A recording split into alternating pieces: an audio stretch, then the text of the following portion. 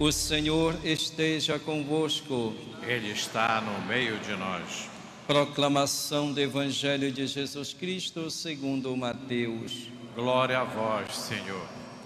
Naquele tempo, dirigindo-se para a sua terra, Jesus ensinava na sinagoga, de modo que ficavam admirados e diziam: de onde lhe vem essa sabedoria e esses milagres?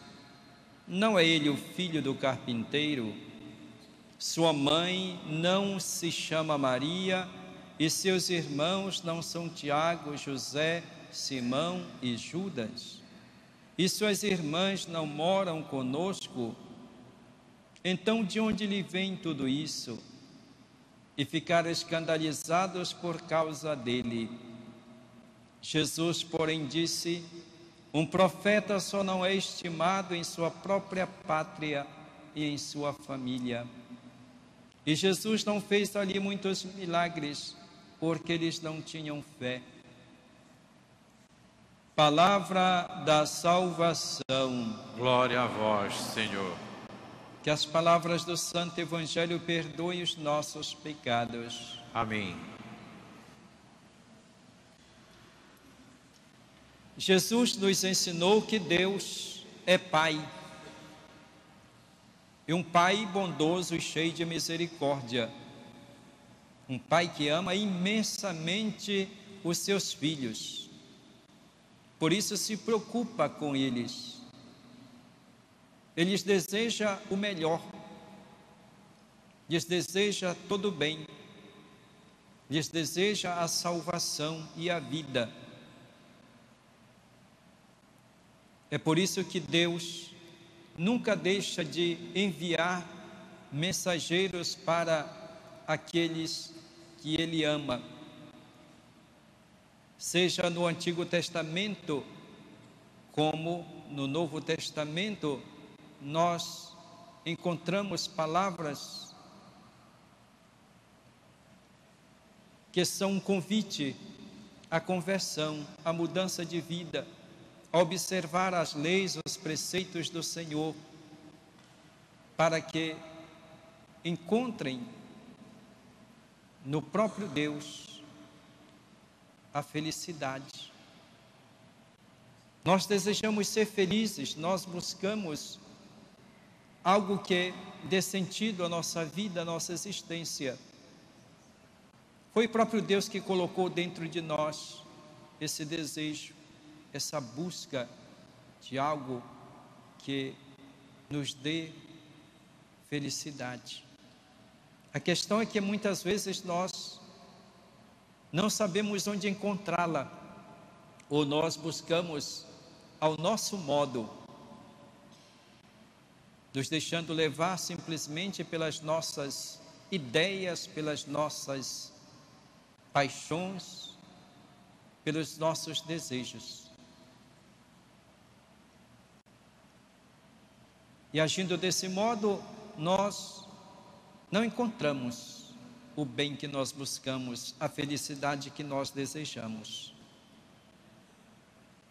Por isso precisamos compreender que Deus, que quer nos dar essa felicidade, Ele nos envia a sua palavra, Ele nos envia mensageiros para chamar a nossa atenção, para nos dizer que nós estamos trilhando um caminho errado e que nós precisamos voltar, que nós precisamos reconhecer que só nele está o bem.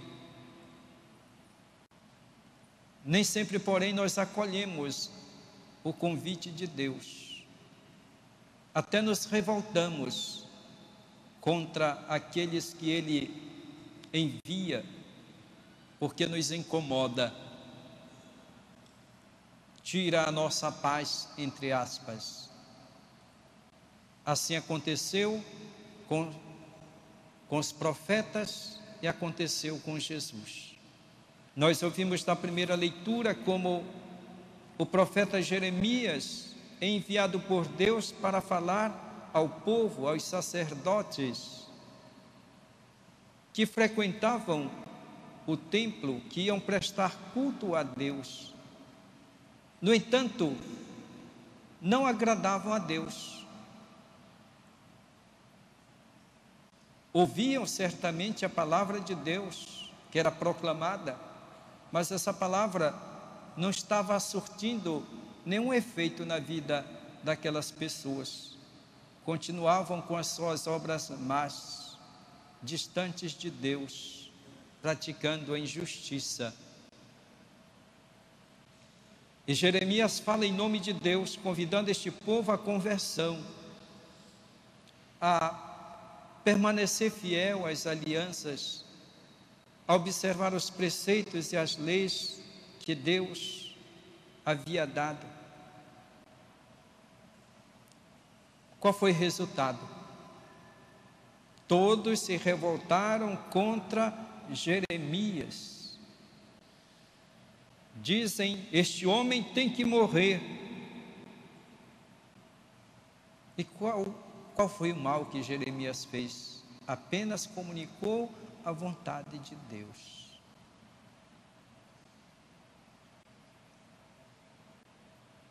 Devemos estar atentos para que nós não nos tornemos surdos aos apelos de Deus. Se diz que o pior surdo é aquele que não quer ouvir, o pior cego é aquele que não quer ver, porque se fecha totalmente para Deus, porque pensa somente em si mesmo, busca a si mesmo, busca aquilo que lhe convém, aquilo que lhe agrada.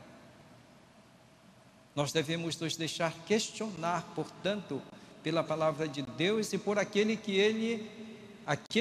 Ele nos envia, que podem ser pessoas que convivem conosco. Quantas vezes as pessoas que nos conhecem, estão ao nosso redor, dizem alguma palavra: eu acho que não está certo, deverias fazer deste modo. E o que acontece? Às vezes as pessoas se revoltam. O que é que tu queres ser? O que é que tu pensas? Pensas que és melhor do que eu? Tu não és diferente de mim? É assim que acontece muitas vezes, até dentro da própria família. Pode ser até mesmo a esposa, o marido, ou os filhos, ou os pais, que não aceitam uma palavra, uma correção, um ensinamento, uma chamada de atenção. Porque Deus nos fala não somente através da sua palavra, mas nos fala também através das pessoas, daquelas pessoas que nos amam, das pessoas que nos querem bem e que não querem ver o nosso fracasso, a nossa derrota, o nosso mal, mas ao contrário, querem que nós sejamos felizes. Essas pessoas se tornam para nós profetas,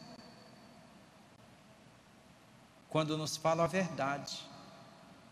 E nós precisamos então ter a humildade de coração para reconhecer. Pode ser até que naquele momento nós não aceitemos, mas é necessário que depois nos acalmemos, pensemos: talvez essa pessoa tenha razão, ou ela tem razão. De fato, é necessário que eu mude de vida. Então Deus nos fala através das pessoas. E nós não devemos de maneira alguma desistir de falar a verdade, quando nós temos consciência de que aquilo que nós temos para falar, o fazemos por caridade, por amor.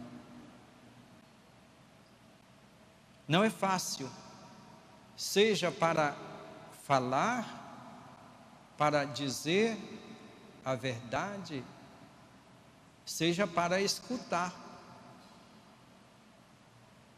Precisa de humildade, precisa estar imbuído de muito amor. O próprio Jesus encontra dificuldade quando ele vai à sua terra. Jesus fazia muitos sinais, milagres em outros lugares. Quando volta à sua terra, vai à sinagoga, começa a ensinar, eles inicialmente ficam admirados por aquilo que Jesus falava, e até se perguntam de onde vem essa sabedoria e esses milagres. Reconhecem que Jesus é sábio, reconhecem que Ele faz milagres, mas de repente eles se dão conta de que Jesus é um deles, nasceu lá naquele vilarejo, a sua mãe, o seu pai, os seus parentes todos estão lá junto com eles, e começaram então a duvidar de Jesus, até se escandalizavam de Jesus. Então Jesus diz para aquele povo: um profeta só não é estimado em sua própria pátria e em sua família. Assim como Jeremias e os outros profetas foram rejeitados, assim ele está sendo rejeitado na sua terra por aqueles que são seus parentes, seus amigos de infância. O resultado, Jesus não fez ali muitos milagres. Por quê? Porque eles não tinham fé. Não tinham fé. E assim Jesus não realizou aquilo que realizava em outros lugares. Às vezes nos falta justamente essa fé, essa confiança nas pessoas com quem nós convivemos. Volto a repetir, as pessoas com as quais nós convivemos. Confiamos naqueles que estão distantes e não naqueles que estão próximos. Porque nós olhamos mais os defeitos das pessoas. Não era o caso de Jesus, porque Jesus não tinha defeitos. É o Filho de Deus, era perfeito. Fez tudo com sabedoria, com perfeição. Mas no nosso caso de seres humanos, nós temos os nossos defeitos e os nossos pecados. A dificuldade de nós convivermos com as pessoas, com aqueles que nos cercam, no âmbito da própria família, justamente porque nós somos levados a olhar mais os defeitos das pessoas do que as suas virtudes. Ou nós, em vez de aceitarmos a palavra que nos dirigem para nos incentivar, para nos ajudar, nós olhamos o defeito e mostramos: tu também és pecador, tu também erras, não tens o direito de me corrigir. E assim continuamos nos nossos pecados, nos nossos erros. Celebramos hoje a memória do Sagrado Coração de Jesus. Jesus que vem ao mundo para trazer-nos a misericórdia do Pai. Nos convida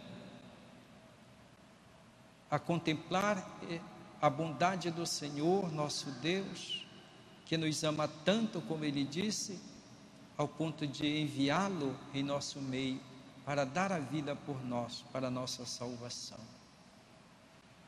Não podemos, portanto, ter dúvidas a respeito do amor de Deus para conosco e do amor que Jesus teve e continua tendo por nós. Continua nos convidando a contemplar o seu coração, que tanto nos ama, e que nós o imitemos na vida, nos nossos relacionamentos. Estamos num mundo onde existe tanta violência, onde existe tanto sofrimento, comportamentos inadequados. E nós, como discípulos de Jesus, devemos fazer a diferença, agir com bondade, com amor, com ternura, com misericórdia. Basta fazer isso para que nós sejamos discípulos missionários, para nós darmos testemunho de Cristo. O mundo precisa de pessoas que promovem a paz. Jesus, manso e humilde de coração. Jesus, manso e humilde de coração. Fazei o nosso coração igual ao vosso. Sagrado coração de Jesus, que tanto nos amais. Como se diz? Fazei que eu vos ame cada vez mais.